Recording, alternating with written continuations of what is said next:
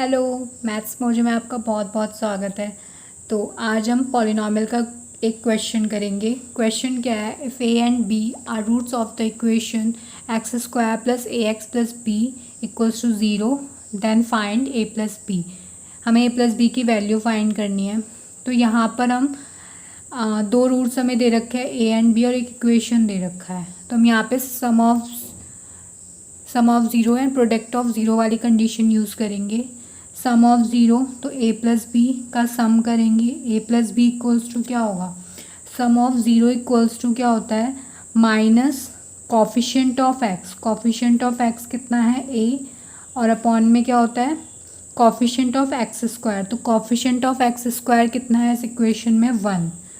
तो ए plus b equals to कितना आ जाएगा, माइनस ए, और b इक्वल्स टू कितना आ जाएगा, माइनस ए माइनस ए। ये a इधर जाके माइनस ए हो जाएगा।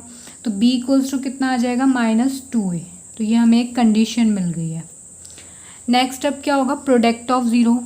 तो जो रूट्स हैं इन्हें आप ज़ीरो भी कह सकते हो।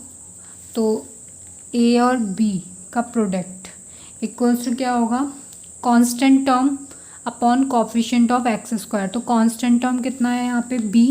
कांस्टेंट टर्म जिसके साथ कोई वेरिएबल ना हो। यहाँ पे भी वेरिएबल है, यहाँ पे भी वेरिएबल है, यहाँ पे वेरिएबल नहीं है, यहाँ पर केवल एक वैल्यू है, मतलब b है, जो कि हम एक कांस्टेंट ही लेंगे। तो constant value upon coefficient of x square. Coefficient of x square कितना होगा यहाँ पे, 1। तो b अपॉन 1 हो जाएगा।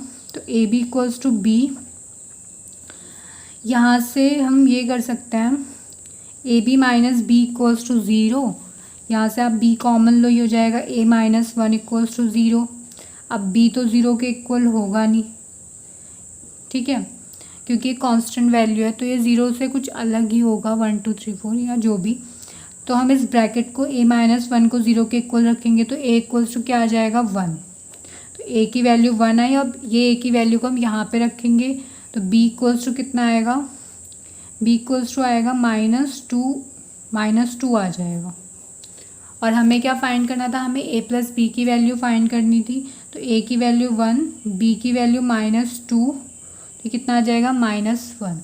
या फिर आप a की वैल्यू यहाँ पर भी रखकर डायरेक्ट a प्लस बी की वैल्यू फाइंड कर सकते हो। तो आई होप आपको क्वेश्चन समझ में आया होगा। अब मिलते हैं फिर नेक्स्ट वीडियो में एक और क्वेश्चन के साथ। Thanks for watching.